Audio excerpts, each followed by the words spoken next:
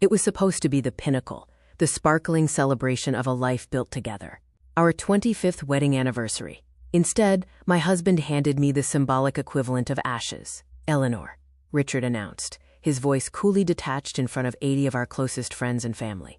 25 years is a respectable run, but I've decided I want a different future. Someone younger, more vibrant. You need to be out of the penthouse by the end of the week. He seemed to have conveniently forgotten whose inheritance had purchased that penthouse overlooking the San Francisco Bay. His mother, Beatrice, seated beside him, offered a small, almost imperceptible smirk. My world tilted, but didn't break. I stood, smoothed down my silver dress, walked to the microphone, and said something that wiped the smugness right off their faces. That night, just weeks before the party, sleep had been elusive. I woke to the low murmur of voices, drifting from Richard's home office down the hall. It was 3 a.m. He was on the phone again, a hushed, conspiratorial tone coloring his words. It was his mother, Beatrice. "We have to time this perfectly," Richard was insisting, his voice tight with an unfamiliar excitement. "She can't suspect a thing until the party." "Of course not, dear." Beatrice's smooth voice purred through the phone. "She's always been rather trusting." I lay frozen in the cool darkness of our bedroom, the expensive silk sheets suddenly feeling like ice. What were they plotting? And why center it around our anniversary, a day that was supposed to symbolize our enduring commitment? The floorboards creaked as Richard padded back into the room. I squeezed my eyes shut, feigning sleep, my breathing deliberately slow and even. He slid into bed beside me, but his body remained tense, a coiled spring of nervous energy. The following morning, the charade began. Richard was a whirlwind of uncharacteristic affection, a performance so over the top it was almost comical. "Eleanor, my love," he crooned, planting a dry kiss on my cheek. He smelled faintly of a perfume that wasn't mine. "Let's choose the venue for our anniversary bash today. I want everything to be absolutely perfect." Perfect. In 25 years, Richard had never shown the slightest interest in party planning. I was the one who always handled the logistics, the guest lists, the catering, while he usually offered only critiques after the fact. "All right," I replied, my voice carefully neutral, as I watched him adjust his tie with unusual care. His phone lay on the nightstand, momentarily forgotten. The screen lit up. Reminder: call Isabella, 11 a.m. Later, as I was watering the orchids by the window, I asked casually, "Who's Isabella, Richard? New client?" He spun around, his hand momentarily freezing on the doorknob. For a split second, I saw raw panic flash in his eyes before the mask of nonchalance slammed back into place. "Ah, Isabella Rossi," he said smoothly. "An event planner. Helping with the anniversary details." A lie. I knew my husband's tells. When he lied, a tiny muscle jumped just below his left eye. It was jumping now. "I see," I murmured, turning back to my orchids. But inside, my chest felt tight, constricted. Once he was gone, I stood by the floor-to-ceiling windows, gazing out at the fog rolling in over Alcatraz. 25 years. We'd met in graduate school. I was studying art history, passionate but impractical. He was the ambitious business student, charismatic and driven. We married young, full of dreams, children, a rambling house, a life filled with laughter. But the children never came. Years of tests, procedures, and quiet heartbreak followed. The doctors could find no definitive reason, but the space in our lives meant for children remained achingly empty. Richard had seemed to take it harder, withdrawing slightly, while his mother, Beatrice, never missed an opportunity to make pointed remarks about the lack of heirs to the Price family name. Eventually, we settled into a comfortable, childless rhythm, focusing on careers and travel. But looking back, I could see that something essential had fractured between us during those years of unspoken grief. A sharp buzz from the intercom jolted me from my thoughts. It was Beatrice, my mother-in-law, announcing her arrival with her usual lack of invitation. "Eleanor, darling," she said, sweeping into the penthouse, her eyes scanning the decor with thinly veiled disapproval. "Just popped by to see how the party preparations are coming along." Beatrice treated me with a brittle, surface-level politeness that never quite masked her disdain. In 25 years, she had never once called me daughter. "Slowly but surely," I replied, leading her towards the living room with its panoramic views. "Richard has decided he wants a grand affair at a hotel this year." "Excellent," Beatrice exclaimed, settling into my favorite armchair as if she owned it. "A proper celebration shows stature. Doing things at home can seem so provincial." She adjusted her silk scarf. "Speaking of stature, Eleanor dear," she continued, her voice dropping slightly, "I've been giving some thought to the future. Richard is 54 now, not a young man. And with no grandchildren," she let the word hang in the air, Don't you think it's time you both finalized your wills? For legacy purposes. Legacy for whom, Beatrice? I asked, my voice cool. We don't have children. Well, for my sister's boys, naturally, she said with an airy wave of her hand. My nephews, fine young men. One must think ahead. We wouldn't want everything going to the state, would we? She leaned forward slightly. And the deed to this lovely penthouse, dear? Where do you keep the paperwork? Just for informational purposes, of course. For the boys' future. There it was. The end game. Not just divorce, but dispossession. It's in the safe, Beatrice, I replied evenly. But why the sudden interest? Oh, just ensuring things are in order, she trilled, a little too brightly. One simply never knows. After she finally left, leaving behind the cloying scent of her expensive perfume, I sat in the silence, the pieces clicking into place with horrifying clarity. The late-night call, Richard's forced affection, Beatrice's probing questions about wills and deeds. It was a coordinated attack. They weren't just planning a divorce, they were planning a coup. I went to Richard's office, a sleek, minimalist space dominated by a large, glass desk. I tried his computer password, our anniversary date, the one he'd used for decades. Access denied. My blood ran cold. He had changed it. In 25 years, he had never locked me out of his digital life. I tried his birthday. Nothing. His mother's birthday. Still nothing. Then, a sickening intuition struck me. March 8th, International Women's Day. The date from the phone reminder. Isabella. It worked. The browser history was a roadmap of his betrayal. Asterisk, divorce asset protection strategies. California community property loopholes. How to minimize spousal support. He had been researching this for weeks.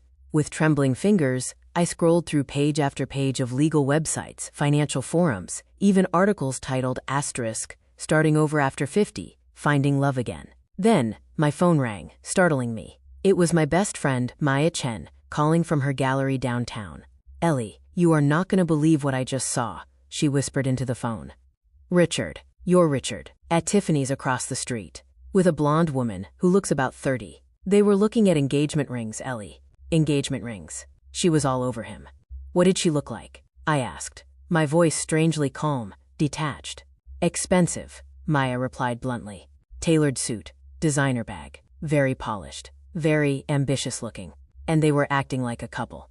Are you okay? Yes, I lied, the word tasting like ash. Everything's fine. But nothing was fine. The picture was complete. That evening, Richard came home, bearing a massive bouquet of lilies, my least favorite flower, and a box of imported chocolates I knew he'd regifted from a client. For the love of my life, he announced grandly, attempting a passionate kiss that felt cold and rehearsed. The love of your life, I thought, bitterness rising in my throat. I looked him straight in the eye. Richard, we need to have a serious conversation about our future. He tensed, just a flicker, but I saw it.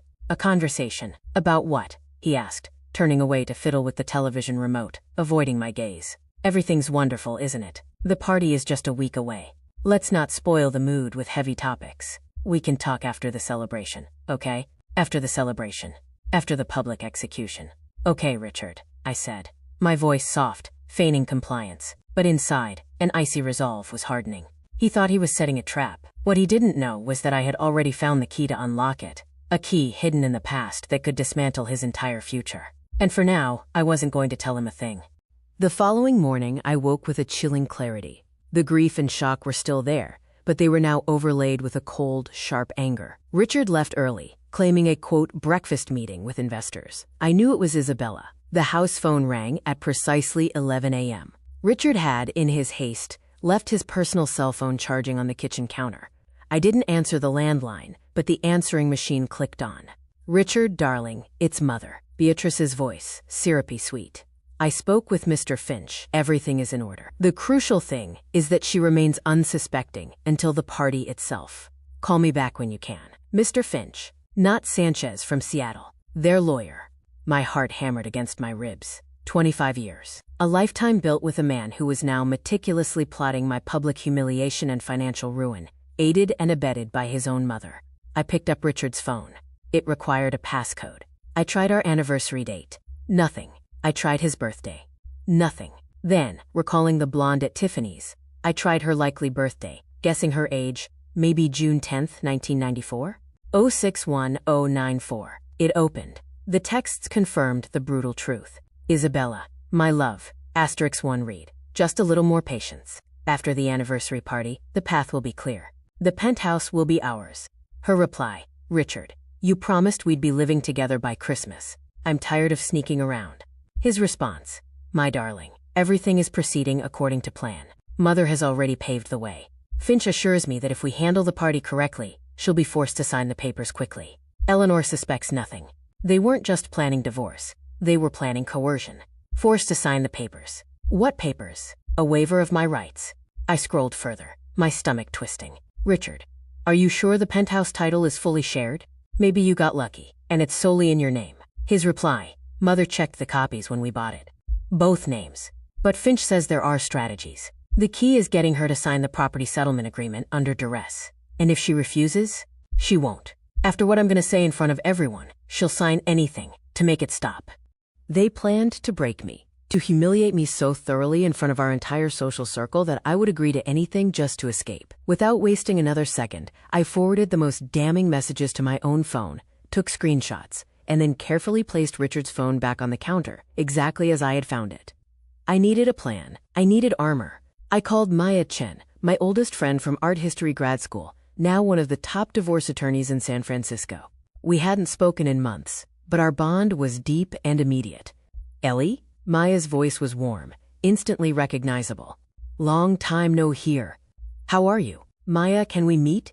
Today? I asked, trying to keep the tremor out of my voice. I need a consultation. A serious one. Serious? The warmth in her voice shifted to concern. My 6 o'clock canceled. Come to the office then. Tell me everything. Maya's office, high above the Embarcadero, was a sanctuary of calm competence. She greeted me with a hug but immediately sensed my distress. Okay, sit down, she said gently. Tell me what happened. I took a deep breath. Let's just say a hypothetical friend is in a tough spot. Her husband of 25 years is planning to publicly dump her at their anniversary party, and it seems he and his mother are conspiring with a lawyer to cheat her out of her share of their main asset, a penthouse. Maya looked at me intently, her lawyer's gaze sharp and assessing. And this hypothetical friend wouldn't happen to be sitting in my office right now looking like her world just imploded? I was silent for a moment, then nodded, the tears I had been holding back finally starting to fall. I told her everything. The late-night calls, the phone messages, Isabella, Beatrice's scheming, the lawyer Finch, the plan to coerce me into signing away my rights. Maya listened patiently, occasionally jotting down notes, her expression growing increasingly grim. Okay, she said finally, her voice calm and firm. This is bad, Ellie, but it's not hopeless. The good news is, you found out before the ambush. Now, tell me about the penthouse. When did you buy it? Whose names are on the deed? We bought it in 2008, I said. Both our names are on the deed. Equal shares. Are you employed? Yes, I own and run the Gilded Page bookstore downtown. I've had it for 20 years. It does well, but the penthouse is, by far, our most valuable asset. Any other significant shared property? Just a small cabin up near Tahoe, also in both names, but it needs a lot of work. Maya leaned forward. Ellie, listen to me. They cannot force you to sign away your share. California is a community property state. What's acquired during the marriage is typically split 50-50. But it's clear they're planning something ugly. They want to corner you, humiliate you, break you down emotionally, so you'll make bad decisions. We need to prepare. How? I asked, feeling a flicker of hope for the first time in days. First, evidence. Document everything. Save those texts. If possible, record any incriminating conversations. California is a two-party consent state for recording, so be careful. But written notes immediately after a conversation can also be useful. Second, finances. Quietly move half of the liquid assets from any joint accounts into a new account, solely in your name. Protect your share. Third, and most importantly, play dumb. Let them think their plan is working perfectly. Do not let Richard know that you know. We need the element of surprise on our side. I nodded, absorbing her words. I felt a surge of strength, of resolve. I wasn't just a victim waiting for the axe to fall. I had a strategy. I had support. Thanks, Maya, I said, my voice stronger. How much do I owe you for this? Maya smiled. Please, friends don't charge friends. Just keep me updated. And remember, Ellie, no matter what happens, you are not alone, and you are not powerless. I returned home feeling determined, ready for battle. But the psychological warfare had already begun. Richard was waiting for me, pacing the living room. You look tired, Eleanor, he said, his gaze critical, sweeping over me from head to toe. Maybe you should book a spa day before the party, freshen up a bit. You know, 50 isn't what it used to be. You need to make an effort. He gestured vaguely. I ran into Sarah Goldman today. You know, Bill Goldman's wife? She's 55 but looks 40. Amazing what a little work can do. He was deliberately trying to undermine my confidence, setting the stage for his grand narrative of the aging, undesirable wife.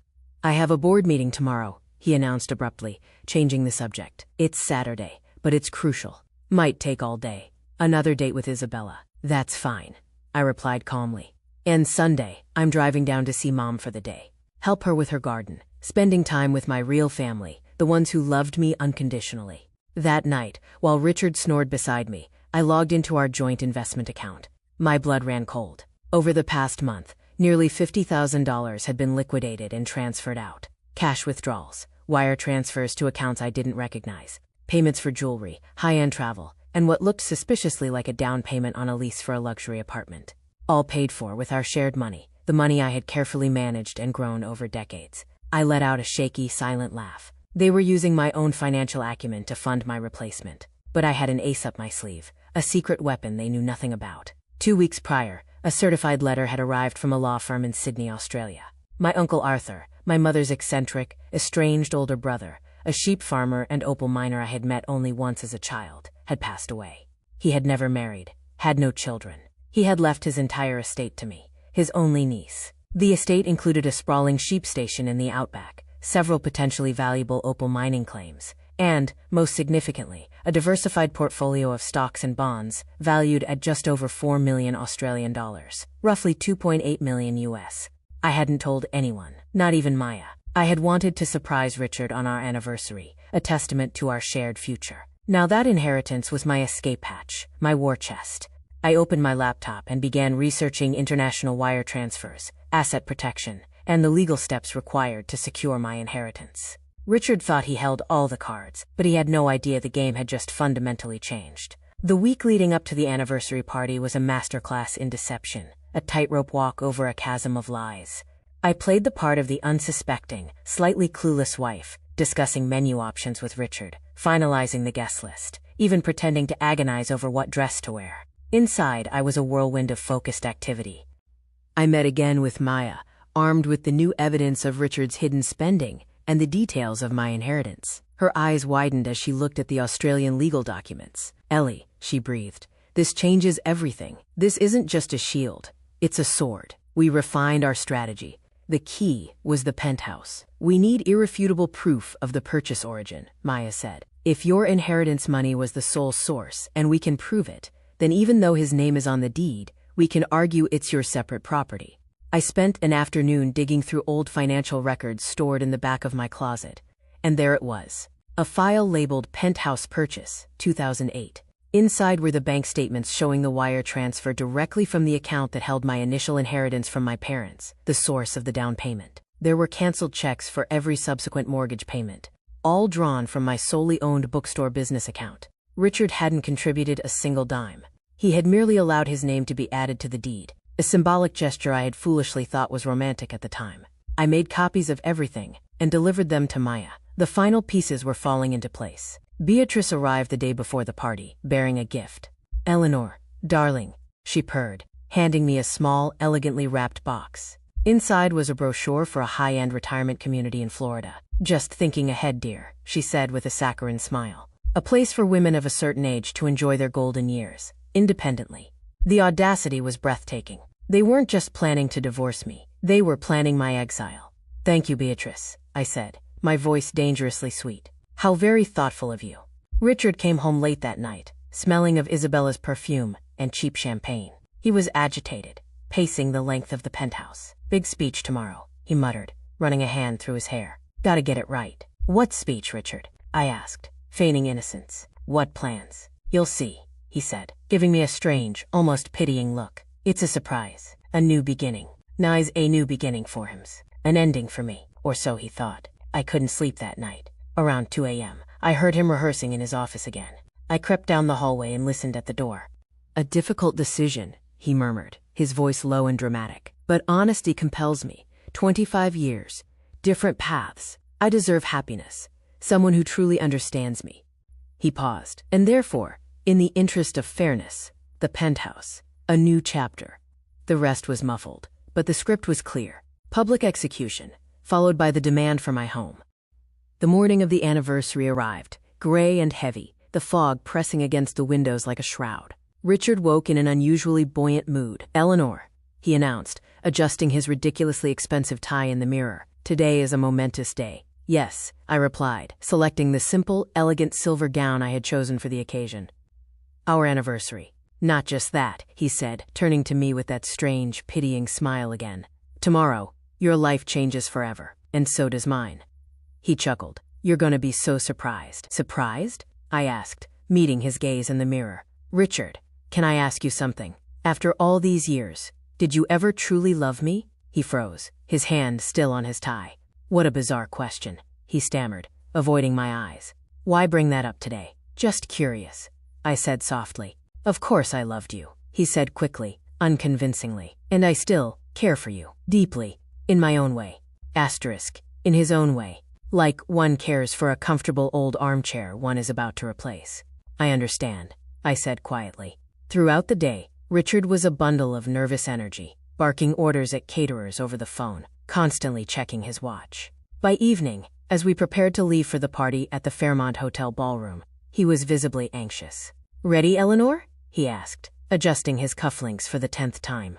I stood before the mirror, taking a final look. The silver dress shimmered under the lights. My hair was swept up elegantly. My eyes, looking back at me, were clear and steady.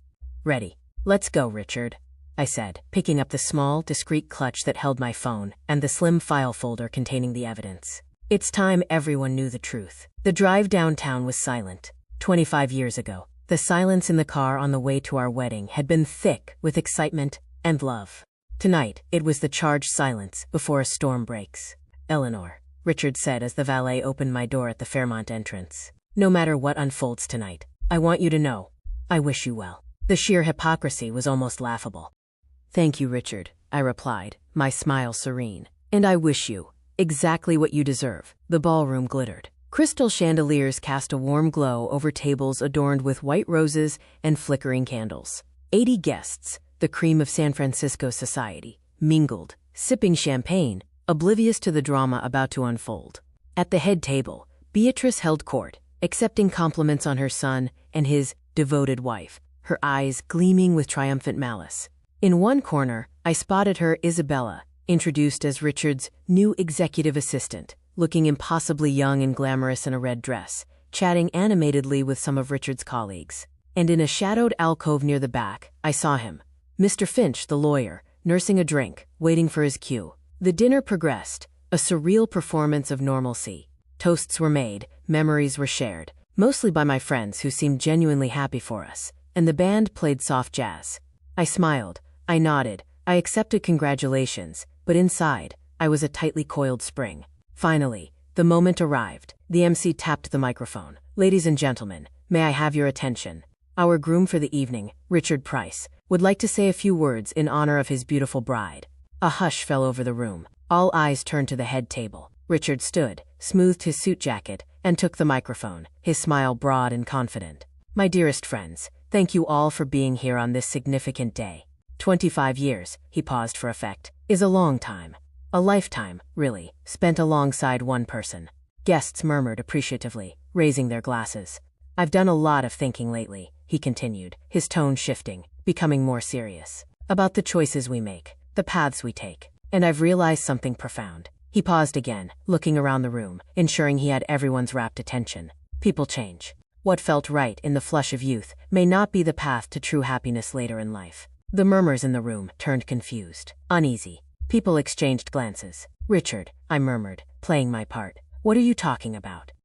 "The truth, Eleanor," he said, turning to me, his voice suddenly hard, devoid of its earlier warmth. "It's time we stopped pretending." He turned back to the stunned guests. "Dear friends, I must be honest. For 25 years, I have felt confined in a marriage with a woman who does not share my passion for life, my drive, my vision. A woman who has become comfortable, predictable." Gasps rippled through the ballroom. "Richard, have you lost your mind?" someone yelled from the back. "Quite the opposite," he said coolly. "I am finally seeing clearly. Eleanor needs to understand. Our marriage is over. I am filing for divorce." The room erupted in shocked whispers. Several people stood up. Beatrice, however, simply smiled, a picture of vindicated triumph. "Furthermore," Richard continued, his voice rising above the din, clearly emboldened by the drama, "I expect a fair division of assets. Eleanor must vacate the penthouse. It's time for me to start a new life, with new possibilities." He cast a meaningful glance towards Isabella, who stood near the back, trying and failing to conceal a victorious smirk. "Is this some kind of sick joke?" a woman cried out, horrified. "Have you gone completely mad, Richard?" his own business partner demanded, standing up. "More sane than ever," Richard retorted coldly. "I have the right to pursue my own happiness, and I intend to exercise that right. Eleanor will receive her legal share, and we will part ways amicably. And that young woman is your new possibility," one of my friends shouted, pointing directly at Isabella. "Isabella is a remarkable woman," Richard declared openly, defiantly. "She understands what I need in a partner. Unlike some people." That was my cue. I rose slowly, deliberately, and gently took the microphone from Richard's stunned hand. He stared at me, confusion warring with anger on his face. This was not part of his script. "Thank you, Richard," I said, my voice quiet, almost sweet, yet carrying clearly through the silent, captivated ballroom, "for your honesty. It's refreshing." The room held its breath. Everyone expected tears, hysterics, a dramatic exit. "You know, dear friends," I continued, turning to address the guests, my voice gaining strength, "Richard is right about one thing. It is time to stop the lies, and I have a few truths of my own to share." Richard frowned, taking a step towards me. This was definitely not in his script. "The truth is," I said, my voice ringing with newfound clarity, "I've known about this entire pathetic charade for weeks. I've known about Isabella." I gestured towards the back, where the blonde now looked horrified. "I've known about the lawyer, Mr. Finch, who I believe is lurking somewhere near the exits." Mr. Finch visibly paled and began inching towards the door, only to find his path blocked by several large, angry-looking men, friends of mine. "And I've known about your and your mother's delightful plan to humiliate me into signing away my rights to the penthouse." "Eleanor, what are you talking about?" Richard tried to interrupt, his voice laced with panic. "I'm talking about your plan falling apart, darling," I said, pulling the slim folder from my clutch. "You see, you made a few critical errors in your calculations. First," I held up a document, "our beautiful penthouse. It's not community property. It was purchased entirely with funds from my inheritance, from my parents. I have the bank records and the deed right here, showing sole traceable ownership prior to your name being added.